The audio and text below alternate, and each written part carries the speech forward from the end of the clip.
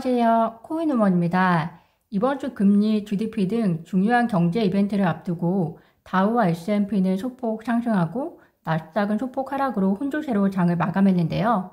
가상화폐는 금리와 GDP 결과를 기다리면서 하락한 상태입니다. 리플의 경우는 약 444원 정도로 RSI가 거의 20까지 떨어진 상태인데요. 오늘부터 상대적으로 더 중요한 애플, 아마존, 마이크로소프트 등의 기업 실적이 발표가 되고 계속해서 금리, GDP 등의 발표가 있기 때문에 오늘 밤부터 분위기를 유심히 살펴보셔야 할 것 같습니다. 오늘은 코인베이스 내부자 거래 이슈와 리플에 대한 소식 업데이트 드리고자 합니다.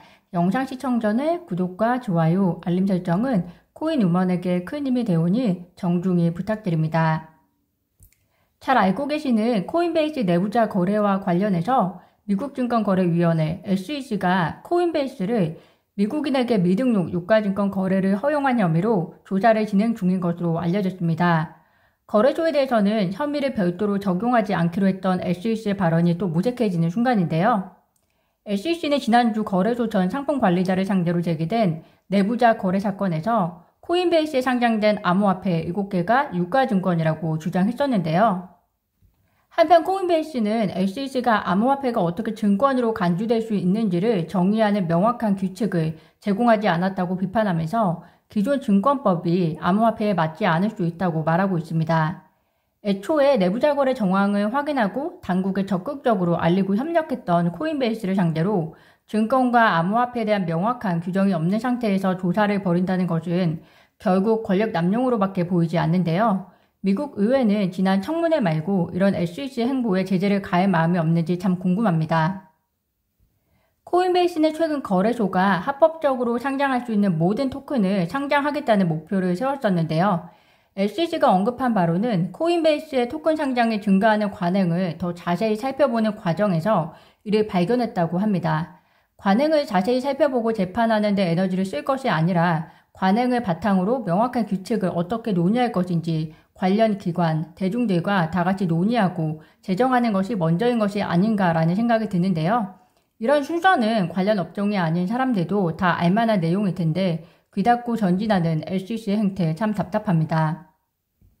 최근에 빗썸과의 인수 이슈로 국내에서도 유명해진 FTX CEO는 최근 디지털 자산에 대한 연방 감독에 대한 지지를 표명했는데요.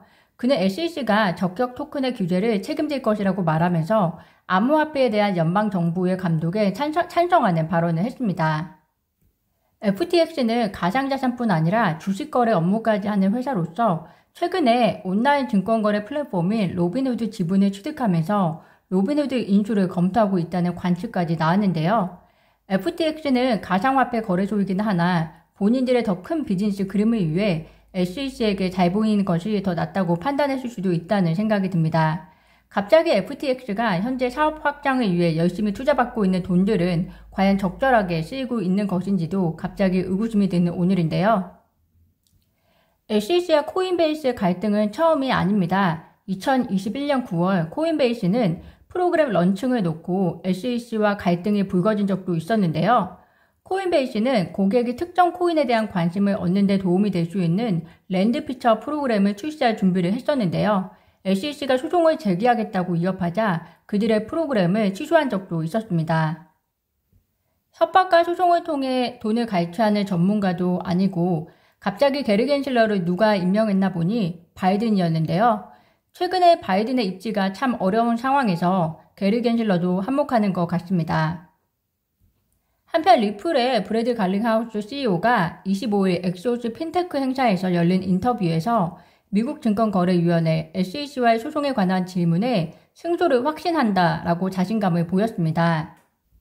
이날 갈링하우스는 승리에 대한 자신감은 법과 여러 사안들이 이미 XRP가 증권이 아니다라는 것을 나타내고 있다는 사실을 근거한 것이라고 강조했는데요. 더불어 브래드 갈링하우스는 리플과의 소송을 길게 끌고 가는 SEC를 비난하면서 SEC가 단순히 리플이 아닌 암호화폐 사법권 전반에 대한 규제권 획득을 목적으로 억지를 부리고 있다고 이야기하고 있습니다. 이번 코인베이스 사건도 유사하지 않나 생각이 드는데요. 그동안의 리플이 가상화폐 전체를 대표로 하여 이 말이 안 되는 싸움을 끌고 왔다면 이제는 다 같이 SEC를 상대로 힘을 합쳐야 할 때가 되지 않았나 생각이 듭니다. 더불어 브래드 갈링하우스는 SEC는 미국 내에서만 규제권을 발휘할 수 있는 기관으로 이미 미국 사업에서 막대한 피해를 입었지만 리플의 타겟은 세계다며 자신감을 드러냈는데요. 어제 오후 나온 기사에 의하면 리플 파트너사인 카타르 국립은행이 카타르 필리핀 송금 서비스를 시작했다고 합니다. 리플 넷을 이용한 송금 서비스인데요. 현재 정치, 경제 모두 패권 싸움에 정신이 없는데 리플은 세계화를 중심으로 진정한 화폐 독립을 이루어 나가고 있는 과정에 있는 것이 아닌가 생각이 듭니다. 이는 브래드 갈링하우스가 돈과 과시가 아닌 진정한 자산과 가치에 투자하겠다고 하는 것과도 일맥상통하는 것 같은데요.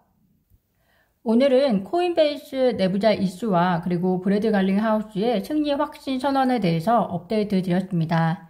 영상 시청 감사드리며 구독과 좋아요, 알림 설정은 코인 우먼에게 큰 힘이 됩니다. 감사합니다.